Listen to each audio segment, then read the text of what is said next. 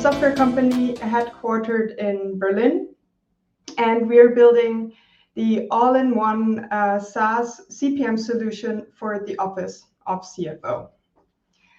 And how I ended up at LucaNet is actually the perfect little introduction to my talk today, navigating choices in a fast-paced era. I have an engineering background, and I moved into project management early in my career. I worked on multi-million euro production projects for Airbus in Hamburg at that time, and was all in all quite happy with how everything went, and also with my job. But as we all know, life doesn't always go as planned, and I did lose my job when COVID hit, and when it became clear that COVID wasn't just a 2-week or 3 months type of deal. So I ended up being unemployed in an industry that was almost completely shut down, which meant 0 jobs out there on the market for me to apply to.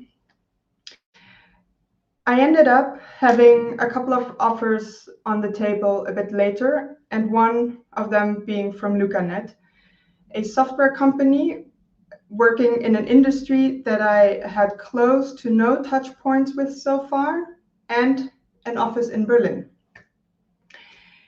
Initially, I only took the interview reach out, or the recruitment reach out, to get some interview training, to get me prepped for all the interviews that I'm going to have. But I actually ended up really, really liking the team, which could put me quite in a tough spot at that time. The only minor or not so minor 2 downsides that were to the whole offer of the LucaNet thing is that I would have to relocate from Hamburg to Berlin, and I would leave the aerospace industry, which I really loved. I'll talk about different aspects that can make decision-making challenging later during this talk, but let me add a small spoiler here. I was having a huge emotional bias at that time because I loved living in Hamburg. I loved the industry that I was working in. And I was under an artificial time pressure because the talent team from LucaNet actually kept calling me almost every day, asking me whether I had made a decision already. So I'll skip the part of the story where I had sleepless nights and was thinking over and over again what job to choose and whether it was worth relocating and everything. And I will move fast forward to the part where I trusted my gut feeling and decided to actually relocate to Berlin and learn everything about software development and the tech industry from scratch. Why am I telling you all of this? I want to show that decision-making is not always easy, even if it's just deciding what industry to do project management in, whether it's cycling to work versus taking the subway, or what to have for dinner, for example. When talking about decision-making, we have to differentiate between 2 major parts or types of decisions. The first type is reversible decisions, such as cycling to work. I can easily do it differently tomorrow, or choosing number 13 on the menu for dinner. And there are irreversible decisions, such as closing down a business or discontinuing a whole product line. Decisions that belong to the first category, the reversible decisions, can be made easily. You shouldn't overthink them too much because they can, as the name suggests, be reversed, and it doesn't hurt anyone. For the second type of decisions, the irreversible decisions, however, we, especially as decision makers, need to prepare ourselves better to make these decisions because they often come at greater consequence and cannot or only can be reversed at a greater expense. And how we can actually prepare ourselves better, this is what I want to talk about today. When facing tough decisions, we tend to, and I also certainly did, take time to gather all the possible information and thoroughly evaluate all the options over and over again. But this sometimes, in a business context, can actually become a problem. Because in our current era, markets are changing rapidly, and to become and stay successful, we as individual contributors, but also especially as leaders, have to be able to keep up with the pace and make decisions quickly. Decision making actually has been studied for more than 35 years. There are tons of studies out there, all rotating or gravitating around the same topic. And the different studies show that fast decision making does not necessarily, as one might think, lead to reckless decision. On the contrary, they show that the rapid pace can actually stimulate cognitive efficiency among individuals, leading to decisions that are both quick and sound. The findings also suggest that in fast-paced industries like technology, the ability to make swift decisions can be a significant competitive advantage, allowing companies to be more adaptable and responsive to change. So back to my spoiler from earlier, there are influencing factors to decision making that we as decision makers should definitely be aware of, as they can lead to us directly choosing one over the other option without us actually actively noticing it. And I want to share some of these effects or factors with you today. So, for example, there are the cognitive biases. Part of that is the confirmation bias. Part of that is also the familiarity bias. And to look back to my example, also the emotional bias. I was 100% super definitely having a heavy emotional bias when making that decision for the new job, because I loved Hamburg as a city, I just made friends, and I love being close to the water. Everything very much unrelated to the job, but still very influential for me. There's the information overload. Having too much information available to you or too many options to choose from can really lead to decision paralysis. A super easy example, you decide to go out for dinner, you open the menu, and there you see 75 different dishes to choose from. I'm pretty sure, at least for me, and I think for most of you out there, it would have been much easier if there were only 5 dishes to choose from, and then you make a decision, and off you go.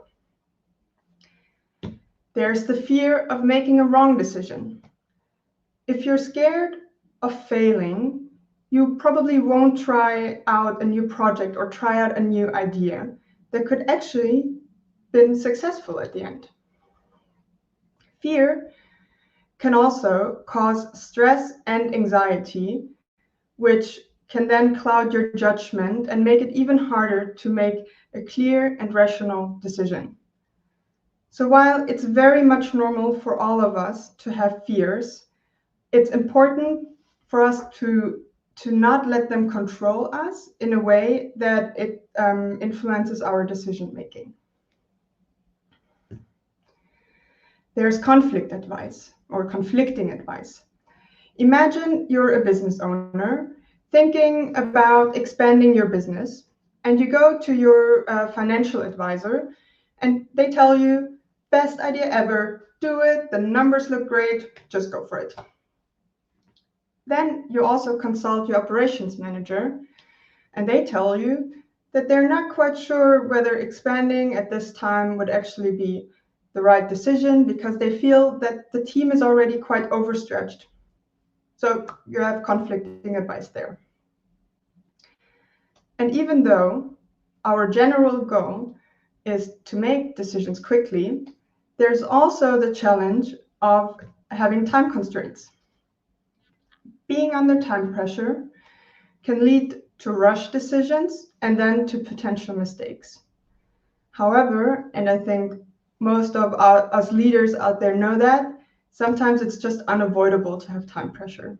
So we have to learn to make the best possible decision with the given time frame. At this point, I want to quickly pause here to draw an interim conclusion. Realizing what effects are making it hard for us as decision makers to take the decision is already half the battle. Because only if we are aware of the challenges, we can overcome them. The more often you are exposed to such situations, the more experience you will gain with navigating them.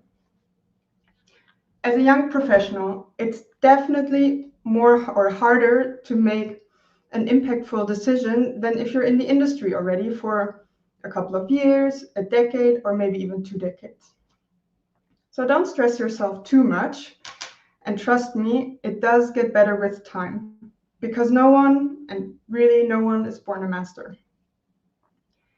But self-reflection and learning are not the only ways to handle those challenges. There are also great decision-making frameworks out there that can really support us. And I'd like to share my favorite 2 frameworks with you today. We're going to look at the decision matrix, and we're going to look at the OODA loop. We'll only touch them briefly because due to time constraints again, we're limited to 20 minutes today, but I'll nevertheless want to walk you through them. Let's start with the decision matrix. The decision matrix is a really lightweight framework that requires you to already have your potential options or solutions at hand. It will then help you evaluate those options by predefined criteria. And in the end, you will have a score for every option, and the option with the highest score wins. If that sounds too complicated, don't worry, I'll walk you through it real quick and you'll see it's actually quite easy. So you create a matrix. The pro tip here is just to use Excel. That's the easiest. That's what I always do. You define your options. In this case, we go with A, B, and C. And you define the criteria that you want to evaluate the options by. In this case, I chose time, cost, and risks. And then you add a column for the results. You can also invert this matrix if you have a lot of criteria and only a few options. Whatever works best there for you is the key. So then you start evaluating the options by the criteria, and we're going to go with option A first. I assigned option A 1 point in the time criteria because it's quite time intensive. It'll probably cause a shift in the schedule.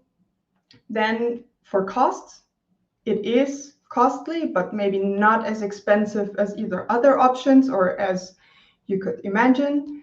That's why it gets 2 points for cost. And then option A is has very little risks or only very minor risks. That's why it actually gets a quite good score on the risk. We repeat that for option B and option C. And then we sum up the numbers in the columns, in the rows, and write them down in the result column.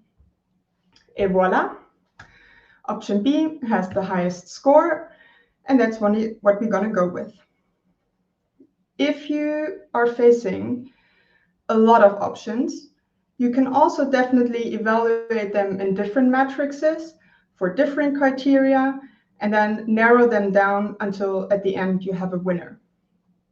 And if you're more interested in the area of decision metrics in general, I can also recommend you looking up a weighted decision matrix, where you can weigh your criteria and thus express the relevance of these different criteria even better. The second framework we're going to look at is the OODA loop. It is slightly more comprehensive than the decision matrix, as it not only helps you making the decision, but it also helps you understanding the the problem and then deriving solutions for that problem that you then can later decide on and act on. Let's walk through it quickly together. The first stage, the observe stage. You're going to ask yourself, what is the problem statement? Why is a change necessary? But also ask yourself, actually, is the problem worth solving at all in the first place? Or is it just a waste of time, but it's actually not that big of a problem? If you decide, or if you decide that it's actually worth solving, you move on to the orient stage, where you're going to look at what is your desired outcome and what is the gap between your initial situation and your ultimate future goal. And then you also need to think about, are there any constraints? Do I have any requirements that I need to adhere to? Is there anything that's limiting me? All of these things. You then, next stage, go to the decide stage, where you're going to ask yourself, how do I want to solve the problem? And actually, how does success look like? Because only if I create or define success criteria, I can later on in the next stage evaluate whether the actions or the change I put into place actually is a success or not. And also think about, what data do you need and how much data do you need? Is there anything you're missing? Do you have too much data? And so on and so on. Once you made a decision, you need to act on the decision, and you're going to create an action plan. You need to assign roles and responsibilities, but also think about, what is my plan B if plan A doesn't work out and or you don't meet your previously defined success criteria. What I really like about this OODA loop is that it actually encourages you to revisit the observe stage. And then if you see, maybe not the perfect outcome yet, or I made the wrong decisions, just feel free to go back into the loop and do it again. I want to pause again quickly to do a second, not so interim conclusion anymore. But I want to tell you, please dare to revisit your decisions if you see they're not 100% fit, especially with the reversible ones. Only by regularly re-evaluating our actions and our choices and decisions are we able to continuously improve ourselves and thus also our working environments. Now we know what effects can make decision-making actually challenging for us. And we also know what frameworks are out there that can support us overcoming these effects. With this, I want to quickly wrap up and give you some key takeaways that I think will make you a better decision maker. First of all, start using the frameworks, whatever framework you choose, but start using them for reversible decisions. Do it fast. Just get used to how it feels making quick decisions, how it feels to use the framework. The more often you do it, the more used you will get to it. Again, you will probably not 100% of the time make the right decision, but the name already suggests it. They're reversible, so no one will get hurt. Then next step, try to automate using the frameworks internally for all kinds of decisions. You may end up cycling to work even though it just started raining, or you order a dish off the menu for dinner that may not have tasted as you wished it like it would have, or it's not your favorite dish, but that's fine. You're still learning and you will grow from it. Once you feel comfortable with reversible decisions, start using the frameworks also for irreversible decisions and work your way up. Because the more experience you have and the more automated you internally use the frameworks, the more I urge you to also trust your gut feeling. You are in your position for a reason. You probably are doing a good job, So please trust your instincts, especially if you learned how to do it. And then also when it comes to decision making. And last but not least, I'm repeating myself here a bit, but please dare to revisit your decisions wherever possible. Not only if the market situation changed or something else changed, but please also if you feel like, hey, I made a decision, it's still okay-ish, but it's not 100% fit, revisit it and do better, because only then we can all improve. And with this, I like to wrap up. So thank you. That's it for today. I hope you enjoyed the talk. And if you have any questions, feel free to connect via LinkedIn. And I'm really looking forward to meeting some of you maybe in the chat section of other talks today.